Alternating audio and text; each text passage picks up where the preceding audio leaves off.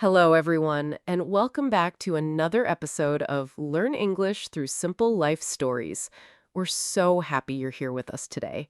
Whether you're driving to work, making dinner, taking a walk, or simply relaxing at home, thank you for spending this time with us. Hi, everyone. Today's story begins like any normal day. Nothing exciting, nothing unusual, just an ordinary morning. Until one small moment changed everything. Have you ever left your house feeling completely normal, only to discover later that your whole day was about to take an unexpected turn? Oh, yes.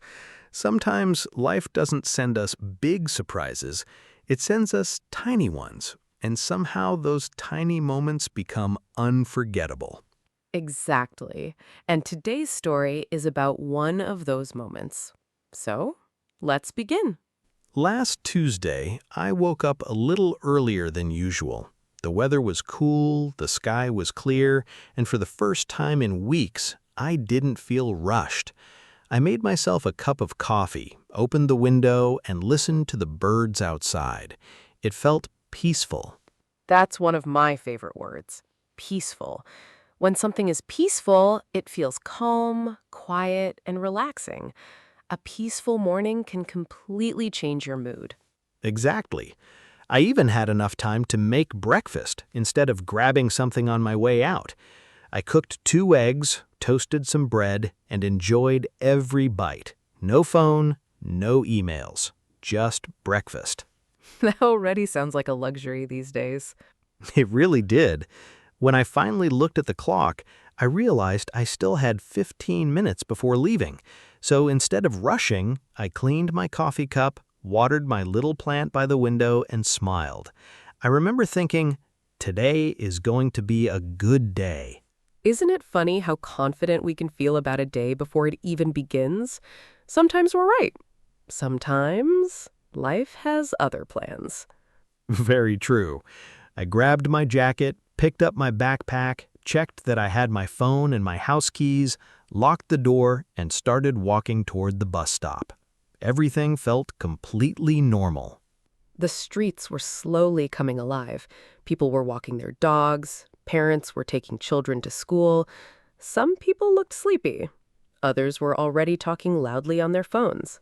There was a small bakery on the corner, and the smell of fresh bread filled the air. Every morning I tell myself, don't buy another pastry. And every morning I almost lose that battle. Almost? Well, sometimes almost means I bought 2. Both laugh. You know, little details like the smell of bread or the sound of birds make stories feel real. They help us imagine the scene. Exactly. When I reached the bus stop, there were already several people waiting. An older man was reading a newspaper, a university student was wearing headphones, a little girl was holding her mother's hand and pointing at every passing bus. Everyone seemed busy in their own little world. A few minutes later, the bus arrived. People got on one by one. I found a seat near the window and watched the city wake up. Traffic became heavier. Coffee shops filled with customers. Cyclists hurried past long lines of cars. It looked like every other weekday morning. About 20 minutes later, I arrived downtown. I got off the bus and started walking toward my office. I was only a few blocks away when something caught my attention. A young woman was standing near a bench. She looked worried, not just a little worried, really worried. She kept looking inside her handbag, then into her shopping bag, then back at the ground, over and over again. You can often recognize that look. Someone searching desperately for something important. Exactly. At first, I thought maybe she had dropped her phone or perhaps her keys. I walked past her, but after a few steps, I stopped. Something inside me said, "Go back." Have you ever had that feeling? That quiet voice telling you to stop and help someone? Sometimes we ignore it. Sometimes we listen. That morning, I decided to listen. I walked back and smiled politely. "Excuse me," I said. "Are you okay? Can I help?" She looked at me with tired eyes and gave a nervous smile. "I'm looking for my wallet." She took a deep breath. "I had it just a few minutes ago, and now it's gone." Losing a wallet isn't just about losing money. It's your ID, your bank cards, maybe photos, maybe important memories. In that moment, it can feel like your whole world has stopped. I nodded. "Don't worry," I said. "Let's look together." Neither of us knew that this simple decision would lead to one of the most unforgettable conversations I'd ever had. The woman looked relieved when I offered to help. Sometimes when we're stressed, we don't need someone to solve the problem immediately. We just need to know we're not alone. She took another deep breath and tried to remember. "I paid for my coffee about 10 minutes ago," she said. "Then I walked here. I don't remember taking my wallet out after that." I looked around. The sidewalk was busy. People walked past us without noticing what was happening. Cars moved slowly through the morning traffic. Everything continued as normal. But for her, time seemed to stop. "What does your wallet look like?" I asked. "It's dark brown," she replied. "It's not very big. My grandmother gave it to me a few years ago. It isn't expensive." She paused for a second. "But it means a lot to me." That sentence stayed with me. Sometimes the most valuable things aren't the most expensive. They carry memories. They remind us of people we love. And that's something money can't replace. We slowly walked back toward the coffee shop. Instead of rushing, we looked carefully at the ground, near the benches, around the trees, beside the bicycle racks. Every few steps, we stopped and looked again. Have you noticed something funny? Whenever you're searching for something, it suddenly becomes invisible. You can look at the same place 5 times and still not see it. That's so true. Then someone else comes along, looks for 2 seconds, and says, "Oh, here it is." Both laugh. As we searched, we started talking. "My name's Emma," she said. "I'm David," I replied.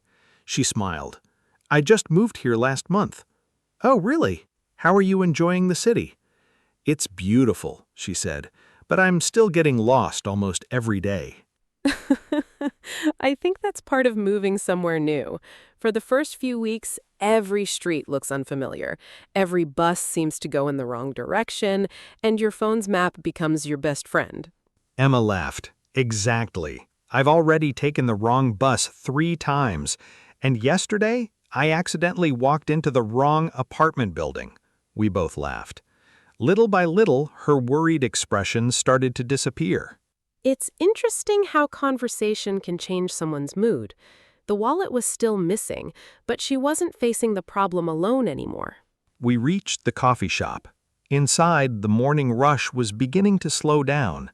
The smell of fresh coffee filled the room. People sat quietly with laptops. Some were reading books, others were chatting with friends.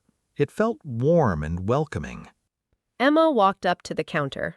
"Hi," she asked politely. "Has anyone handed in a brown wallet?" The barista thought for a moment. "I'm sorry," he said. "Not yet. But let me check." He disappeared into a small room behind the counter. We waited. For a few seconds, neither of us spoke. Those few seconds felt much longer. When you're waiting for important news, time always seems slower. Finally, the barista returned. He shook his head gently. "I am afraid we haven't found anything." Emma smiled politely. "Thank you anyway." As we turned to leave, the barista suddenly called after us. "Wait, there is something." Our hearts jumped. He reached under the counter, picked up a small notebook, and asked, "Does your wallet have a little blue flower inside?"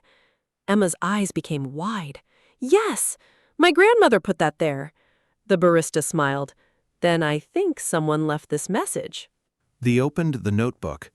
A customer found a wallet outside. They were in a hurry, so they left their phone number at the cafe nearby. They said to call them. Emma looked at me in surprise. "I can't believe someone actually did that."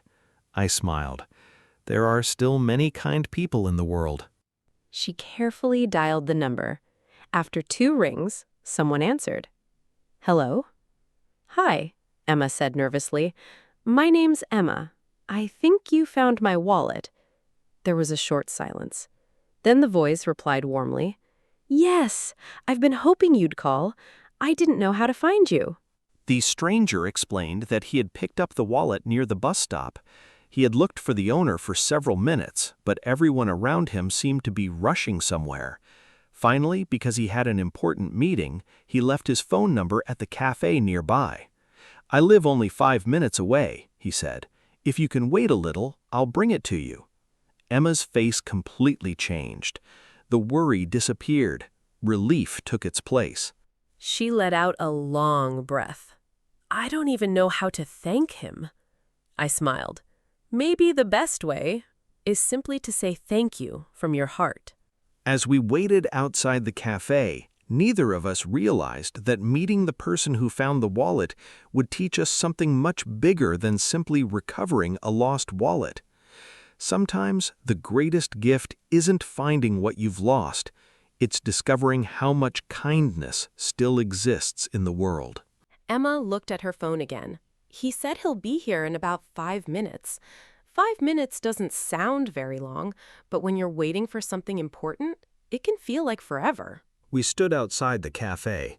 People walked past us carrying coffee cups. A cyclist rang his bell as he rode by. A delivery driver hurried into a nearby office building. The city was busy, but somehow everything felt a little calmer than before. Emma smiled for the first time that morning. You know, she said, when I realized my wallet was missing, I thought my whole day was ruined. I imagined canceling my bank cards, getting a new ID, replacing everything. She laughed softly. My mind immediately imagined the worst. Isn't that something we all do sometimes? One small problem appears, and suddenly our imagination turns it into 10 bigger problems. Exactly. Sometimes reality is much kinder than our worries. A few minutes later, a man crossed the street carrying a small paper bag. He looked around until he saw us. "Emma?" he called. She stepped forward. "Yes." He smiled warmly. "I think this belongs to you." He held out a dark brown wallet. Emma looked at it for just a second, then her face lit up. "That's it!" She accepted it with both hands. Almost immediately she opened it. Her driver's license, her bank cards, a small family photo, everything was still there. She looked up. I can't thank you enough. The man shrugged gently. I only did what I hoped someone would do for me. There was something simple about his answer. No pride, no expectation of a reward, just kindness. "My name's Michael," he said. We introduced ourselves. Then Emma asked the question many people would ask. "Weren't you worried about being late for your meeting?" Michael laughed. "I was, but I kept thinking, if I lost my wallet, I'd want someone to stop and help, so I couldn't just walk away." That sentence stayed with all of us. Treat other people the way you'd like to be treated. It's an old idea, but somehow it never becomes old-fashioned. A few minutes later, Emma reached into her bag. "Please," she said, "at least let me buy you a coffee." Michael smiled and shook his head. "No need." But he thought for a moment. "Maybe one day you'll help someone else. That will be enough." I loved that answer. Kindness doesn't always need to be paid back. Sometimes it simply needs to be passed on. The three of us decided to sit together for a few minutes before everyone continued with their day. We ordered coffee. This time, Emma laughed before paying. "I've checked 3 times. My wallet is definitely here." All three laugh. As we talked, we discovered something interesting. Michael had moved to the city 5 years earlier, Emma had arrived only a month ago, and I had lived there almost my whole life. 3 strangers, 3 different stories, sharing one table because of one lost wallet. The conversation became relaxed. We talked about favorite parks, good restaurants, weekend markets, books we'd enjoyed, places we wanted to visit. It no longer felt like 3 strangers talking. It felt like friends who had known each other much longer. Sometimes people enter our lives for only a few minutes, but those few minutes stay with us for years. Not because something extraordinary happened, but because someone chose kindness. Eventually, it was time to leave. Michael stood up first. It was wonderful meeting both of you. Emma smiled. I'll never forget today. And next time, I promise I'll check my bag before I panic. A whole three laugh. We all walked in different directions. The city looked exactly the same as it had that morning. The buses were still full, people were still rushing to work, the bakery still smelled wonderful. Nothing around me had changed, but somehow I had. For the rest of the day, I couldn't stop thinking about what had happened. The story wasn't really about a wallet. The wallet was only the beginning. The real story was about trust, about kindness, about choosing to stop when everyone else was in a hurry. It's easy to believe the world is becoming colder. We hear bad news every day, we read negative headlines. Sometimes we begin to expect the worst from people. But then, a stranger returns a wallet. Someone offers help without being asked. A simple conversation reminds us that kindness still exists. And suddenly, the world feels a little brighter again. If today's story leaves you with one thought, let it be this. Never underestimate a small act of kindness. Holding a door open, smiling at someone, helping a stranger, listening carefully, returning something that doesn't belong to you. These moments may seem small, but for someone else, they can mean everything. And maybe that's the beautiful thing about simple life stories. They aren't about superheroes. They aren't about famous people. They're about ordinary moments that quietly change our hearts. Smiles. Thank you for spending these moments with us. We hope you enjoyed today's story and picked up new English naturally simply by listening and following the conversation. Before we say goodbye, we'd love to hear from you. Have you ever lost something important? Or has a stranger ever helped you when you really needed it? Tell us your story in the comments. We'd love to read it. Warmly. If you enjoyed today's episode, don't forget to follow the podcast and share it with someone who's learning English. Every story is another chance to grow your confidence one conversation at a time. Take care of yourself. Be kind whenever you can. And remember, sometimes the smallest moments become the stories we remember forever. Thanks for listening. We'll see you in the next story.